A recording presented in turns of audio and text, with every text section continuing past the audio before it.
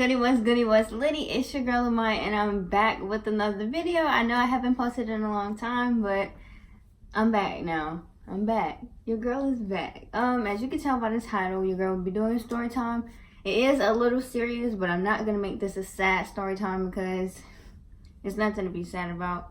Well, I mean, it is something to be sad about, but I'm not gonna like keep bringing it up so that I can keep being sad about it and moping around the house. Like, no. Good vibes on this video. It is a serious video, as you can tell by the title. So yeah, if you haven't followed me on all of my social medias, go ahead and do that now. You can follow me on Instagram at skinnymya, and then you can follow me on Twitter. Your girl got a Twitter now. It's @AmayaShanique_. I'll put that in the link in the description down below. Also, if you guys want to add me on Snapchat, it's Maya_DOEEE. You don't have to, because I don't really use it like that. So, yeah. But make sure you do follow me on Instagram, because I do post. skinnymya. So, yeah. In this story time, I will basically be telling you guys about the time that I almost lost my life. And it actually just happened a month ago, because I'm posting the video on June 23rd, which will make it a month since it actually happened. So yeah, without further ado, we're gonna go ahead and get right into the video. So on May 23rd, I was involved in a fatal truck crash, because I was in a truck. It was a one-car crash. It was only us. It was me and my friend. I'm not gonna say any names in this video or anything like that. It was me and my friend. We were leaving the school because earlier that night, around like 8 or 9, we had went up there to do a senior prank. So we did our senior prank, you know, it was nothing but good vibes. Everybody was having fun. We was basically destroying the freaking school. And so, as you know, when you're doing something fun like that, your adrenaline is like rushing. So we're on the football field, destroying the football field, and then we look and we see that the football team is coming back. So we're like, oh, John. So we're all running. Now, mind you, we running from the football field to the student parking lot. Now, I live in Jacksonville, so I went to Robert E. Lee. Do y'all know that that's a long run? Especially for the simple fact that we ran from the back of the school to the front of the school, basically, because the front of the school is where the student parking lot is. So basically, this is the football field, and the front of my door is where we ran to. So that's a long run. So I'm tired, because I'm not athletic, and I'm not fit. I may be skinny, but I'm not fit. So we're running, yada. And as you know, your adrenaline is rushing, so you're not running. So I just jump in the car with my friend. Now, mind you, this isn't the person that I rode to the school with. I rode to the school with another friend. So I didn't get in the car with, we're just going to say, I ain't even got to say no name. I didn't get in the car with the person that I rode with. I went with my friend who lives nearby. I mean, it was like, she lived 2 minutes away from me. So why wouldn't I just go to her and then boom, she go right back home. So I got in the car with her, and I guess I didn't put my seatbelt on. Now, the reason I'm saying I guess is because I don't remember anything that happened from the car crash, obviously. So I don't remember anything that happened from the moment I got in the car until May 27th. Now, as you guys know, that's 4 days. So basically, I wasn't blanked out. I was alert. I just don't remember anything that happened to me because I was on so much medicine in the hospital. So the story that I'm gonna tell you of the actual car crash and like stuff like that, this is what witnesses have told me and basically what the car crash reports say. So basically what witnesses told me. So this is the story that I was being told. So this is what I'm gonna tell you. I'm pretty sure they're not gonna lie about a car crash. So don't say that I'm lying and this is for clout and all that, because it's not. This is real. This is like real deal. Wear your seatbelt, because I didn't wear my seatbelt. And later on in this video, you'll see why I said wear your seatbelt. So obviously I didn't put my seatbelt on. So as you know, when you get in the car, I was probably like turned up, you know, because my adrenaline already rushed. I'm like, oh, John, da. So I'm probably in the car turning up without my seatbelt. And so per witnesses and per car crash report, we were driving, you know, going fast, as teenagers do, above the speed limit. So we were going apparently someone cut us off. Now mind you, we're in like a big old truck. So how dare you in a little car cut us off in a big old truck? Respect us. Period. But yeah, we were going fast. So of course if you're going fast, and someone cut you off, you're gonna try to avoid hitting them. So to avoid hitting them, she swerved over. And after that swerve, I guess it was like another car in front. Because on the police report, it shows a diagram of like how many swerves we did and stuff like that. So we started off like this, and then they cut us off.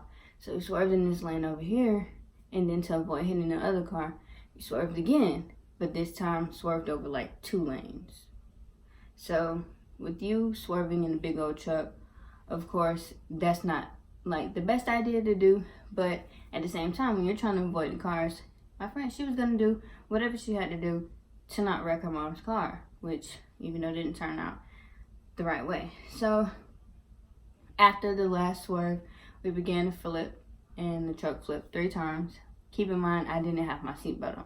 So I don't remember flipping. So I can't describe to you guys what it felt like flipping in the car because I don't know.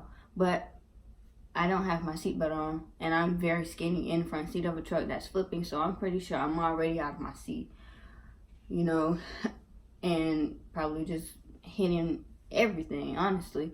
So after we flipped, we ran into a light pole, and we ran into the light pole on my side, which was the right front seat passenger side. So after we did that, after we ran into the pole, the light pole fell, which made us flip again. The front windshield was cracked, well, like smashed, but only on my side, not on the driver's side, because the driver's side didn't hit the pole. So my side hit the pole, which means that my windshield cracked, and apparently I flew out of the car, per witnesses. So when I flew out of the car, what do you think is going to happen? I'm flying out of a car that was going like, I'll probably say 55, 65 miles per hour that just ran into a pole. I'm only 110. I only weigh 110. So someone that's weighing 110 flying out of a windshield, what do you expect happened? I surprisingly didn't die right then. You know, that was the good part about it, because I didn't land in concrete or I didn't land in the road. Now, if I would have landed in the road, that probably would have been a different story. I landed in, I'm going to say the bushes, because my clothes that I have, they're full of like leaves, they're full of dirt, they got tree branches in them. So I'm just like, whoa, because I don't remember anything. So when I'm looking at my clothes, I'm like, wow, like, what the heck happened to me? So as you know, they called the police, called the ambulance rushed us to the hospital. According to my papers, they say I was conscious, like I was alert, but you would have to like yell at me. They said I was complaining about neck pain, head pain, and hip pain. So yeah, with that being said, I was rushed to the hospital. I spent a week in ICU. Like I said, I don't remember anything that happened from May 23rd to May 27th. Of course, through those days, my family and my friends, they were there to support me the whole entire time. Everyone got me a bunch of gifts, a bunch of flowers, teddy bears, encouraging cards. Everyone was just there by my side to support me for those days. Although I don't remember, they still like tell me, oh, I saw you on the first day, you was responding to me. I mean, it actually made me feel very good to know that my friends were there, and then even people that weren't my friends, they were there, and they were sending me like very encouraging and sweet texts to like keep my head lifted up. So I woke up on the 20th. Well, I'm not gonna say I woke up. I was alert on May 27th. Keep in mind, I graduate May 31st. So May 27th, May 31st, it's like 4 days away. So all I'm thinking about now is graduation. So May 27th come. Of course, still getting visitors, but at this point I'm starting to feel pain. And I'm like, well, dang, What did I break? Alright guys, I fractured my skull. I have an aneurysm. My neck is fractured, like at the top part. I have a fractured pelvis. It's cracked in the front and in the back on the right side, which actually prevented me from walking while I was in the hospital. I'm just basically like walking on my own. They did provide me with a walker. I'm just like walking on my own. I have a minor limp here and there, but like Monday I had a huge limp. And then to go from a huge limp to a minor limp, to even go from not walking at all to walking is like the freaking making the impossible possible. So I am just like, wow, my body is healing faster than I expected it to, especially that I've never broken a bone before and I've never been in a car crash. So for this to be my very first car crash, that was just like, wow. And then for me to fly out of a car, I didn't even think that that was real. I thought that only happened on movies, you know, but it is real when you don't wear your seatbelt. So that is why I advise everyone to wear the seatbelt. Now, hospital experience-wise, I don't remember anything from the 23rd to the 27th, so I can't tell you much about that. But from the 27th, I got at the hospital the 30th, the day before graduation. I got out of the hospital the 30th. So from the 27th to the 30th, you know, they would come in and they would give me like brain tests to make sure that I did have my memory, since I didn't remember anything. They were making sure that I did still have some memory there. They were making sure that I could still talk right. They were making sure that I was okay. Therapy came in. They gave me the walker. They had me walk in the hospital. As I used the bathroom, I asked for help from my nurse to use the restroom, because from the 27th, I'll say to the 29th, I couldn't use the bathroom on my own. Like, I wasn't even able to get up to like go to the bathroom, so I would have to use the bathroom in the bed in like a little tube. Not the best experience, because I did, like I said, I have a fractured pelvis, so I couldn't get up. I couldn't sleep on my side. I had to sleep on my back.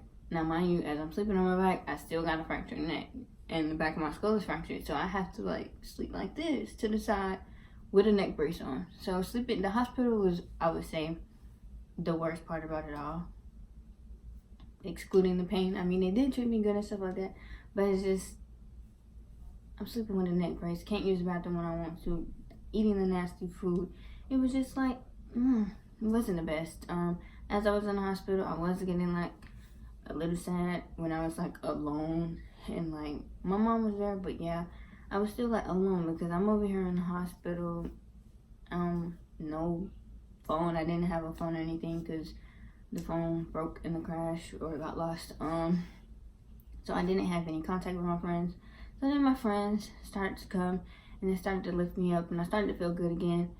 Then when I got the news that I would be able to walk on graduation, not literally walk, but I would be able to attend graduation, that was like, that really lifted my spirit, because once they told me that I could get out of the hospital the day before I graduate, that's like major. That's like what made me not feel me again, because I still didn't feel like me. It just made me happier. Now, got home, I wasn't feeling it at all. Like they gave me so much medicine to the point where I was just like numb to everything. Like I knew I was home, but I just didn't feel like me. I didn't feel like myself. I wasn't looking like myself. They cut my hair out, y'all. They cut my weave out. So I was walking around here with the sew-in braids, you know, looking like a patient. I just wasn't feeling myself, you know. Then people would come to my house. They would try to lift me up. They were like, you about to graduate tomorrow, you know, be happy. So graduation day come. I didn't feel comfortable using my walker, so I used the wheelchair at graduation. I will insert a few clips of like what happened graduation day, me improving my walking, me walking with my walker. I will include clips, you know, here and there of my journey, because this has been a long journey. As I say, it's been a month, and your girl is just walking a month. And I'm walking without my walker now because I went to the doctor and he said use it as needed. You know me, I don't need it. Even though I did need it after I left my doctor's appointment, I was still like, no, I'm not going to use it. I'm going to train myself to walk without this walker, because if I keep walking with this walker, I'm never going to learn how to walk on my own. Like, legit walk on my own. So I just took those risks and I walked without the walker. As I say, I had a huge limp. I was walking like one leg was bigger than the other.